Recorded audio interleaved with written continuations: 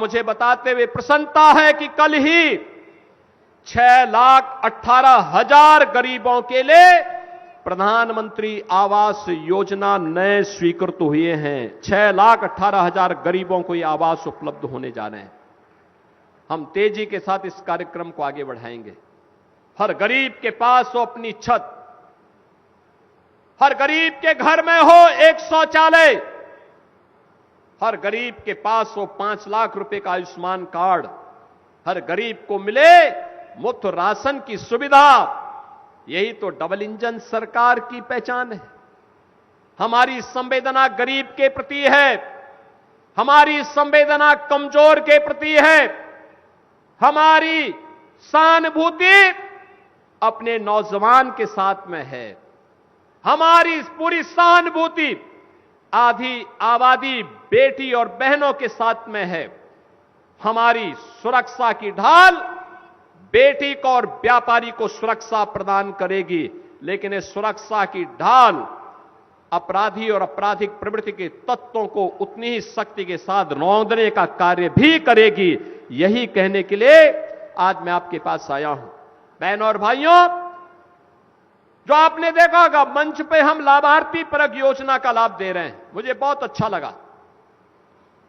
एक नौजवान आया, मुख्यमंत्री युवा उद्यमी स्कीम के अंतर्गत उसने 5 लाख रुपए का ऋण लिया। ये ऋण हम लोग ब्याज मुक्त दे रहे हैं, गारंटी मुक्त दे रहे हैं, मार्जिन मनी भी उपलब्ध करवा रहे हैं। मैंने कहा, क्या काम करोगे? उस नौजवान ने कहा कि सामान्यतः तो मैं बीजेपी के कार्यकर्ता के रूप में काम करता हूं, लेकिन जो समय मिलता है परिवार के भरण पोषण करने के लिए मैंने अपना काम प्रारंभ किया है, वह है प्रोसेसिंग का काम, और उस कार्यक्रम को मैं आगे बढ़ा रहा हूं।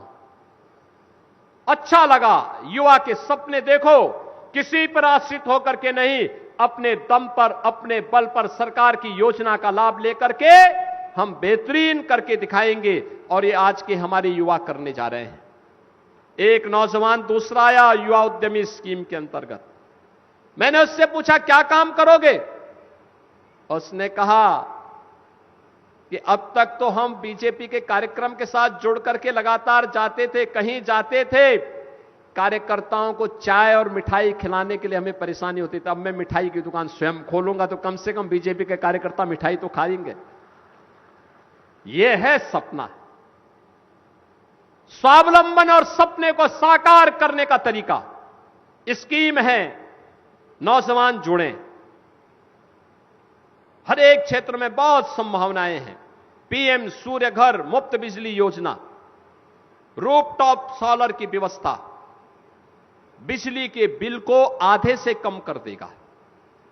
हमें इस स्कीम का लाभ लेना चाहिए। बड़े पैमाने पर लगाई जा रहे हैं, और बिजली तो वैसे भी आवश्यक है, लेकिन पीक आवर में इसकी मांग बहुत ज्यादा बढ़ जाती है। सरकार दे रही है, ये डबल इंजन की सरकार है, जनता की हर अपेक्षा पर खरी उतरेगी, उसके लिए हर सुविधा उपलब्ध करवाएगी। ये सपा बसपा और कांग्रेस की सरकारें नहीं है जो अंधेरे में लोगों को रखती थी, क्योंकि अंधेरे में ही ये जनता के हक पर डकैती डालते थे, इसलिए ये बिजली नहीं देना चाहते थे, सड़कें नहीं बनाना चाहते थे, बाढ़ की समस्या से ग्रसित करके इंसेफ्लाइटिस से इस पूरे क्षेत्र को तबाह किए हुए थे, नौनिहालों के जीवन के साथ खिलवाड़ कर रहे थे।